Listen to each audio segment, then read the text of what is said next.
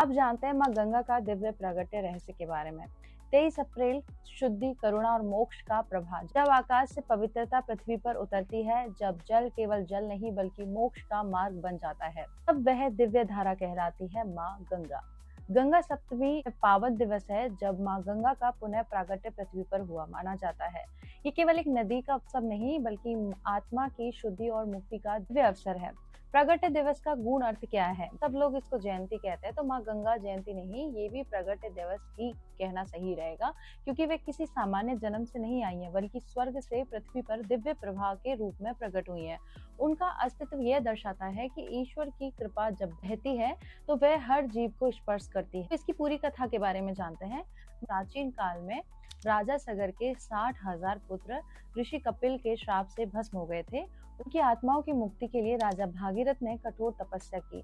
उनकी तपस्या से प्रसन्न होकर माँ गंगा ने पृथ्वी पर आने का संकल्प लिया, लेकिन उनकी धारा इतनी प्रचंड थी कि पृथ्वी उसे सहन नहीं कर सकती थी। तब भगवान शिव ने अपनी जटाओं में गंगा को धारण किया और उनकी गति को नियंत्रित किया।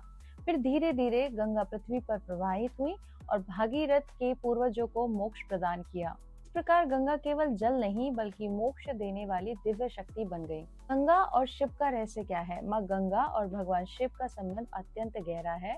तो भगवान शिव ने गंगा को अपनी जटाओं में धारण कर ये सिखाया कि असीम शक्ति को भी संतुलन की आवश्यकता होती है। शक्ति और संयम का मिलन ही सृष्टि को स्थिर रखता है। गंगा केवल एक नदी नहीं है बल्कि जीवन के प्रवाह का प्रतीक है। वे निरंतर बहती हैं, जीवन चलता रहता है। वे सबको शुद्ध करती हैं, करुणा का प्रतीक है। वे कभी रुकती नहीं है, धैर्य और निरंतरता है। गंगा का सबसे गहरा रहस्य ये है कि वे केवल बाहरी पाप नहीं धोती बल्कि अंदर के संस्कारों को भी शुद्ध करती हैं, ताकि आप विकारों पे ध्यान देके उनसे मुक्त होकर शुद्ध हो जाएं। गुप्त अर्थ क्या है इसका? गंगा मतलब ज्ञान का प्रवाह, भागीरथ तप मीन्स आत्मा की तीव्र इच्छा, शिव की जटा मतलब मन का नियंत्रण।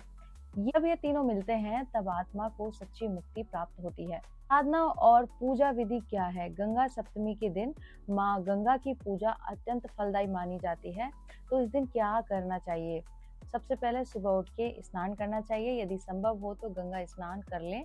गंगा जल से पूजा करें। ओम गंगे नमः मंत्र का जप करें। दीप दान और जल अर्पण करें। दान पुण्य करें। यदि गंगा नदी पास न हो तो गंगा जल या शुद्ध जल से पूजा कर सकते हैं। इस दिन दिव्य फल क्या मिलते हैं? पापों का क्षय होता है और आत्मा की शुद्धि होती है। पितरों की शांति और मन में शांति और संतुलन, आध्यात्मिक उन्नति, जीवन में सकारात्मक ऊर्जा का प्रभाव, ये सब होते हैं। गंगा हमें सिखाती है कि जीवन में चाहे कितनी भी बाधाएं आए, हमें रुकना नहीं है, बहते रहना है। और साथ ही ये भी कि शुद्धता केवल बाहर नहीं होनी चाहिए, भीतर भी आवश्यक है। वो जो शुद्धता की बात की गई है वो साफ सुथरे कपड़े की नहीं, बल्कि आपके अंदर का जो मैल है, जो विकार है, उनकी शुद्धता, उनको धो। गंगा सप्तमी केवल स्नान और पूजा का दिन नहीं बल्कि ये एक अवसर है अपने भीतर के मैल को धोने का, अपने विचारों को शुद्ध करने का, अपने जीवन को एक नई दिशा देने का। तो मेरा आपको एक ही संदेश है इस दिन के लिए। माँ गंगा का प्रागट्य हमें ये सिखाता है कि जब आत्मा शुद्ध होती है तभी जीवन सच्चे अर्थों में बहना शुरू करता है। तो ये जानकारी अच्छी लगी है तो इस वीडियो को शेयर कर दीजिए और मेरे साथ बोलिए ओम नमः पार्वती पते हर हर महादेव, शिव शंभो, राधे कृष्णा।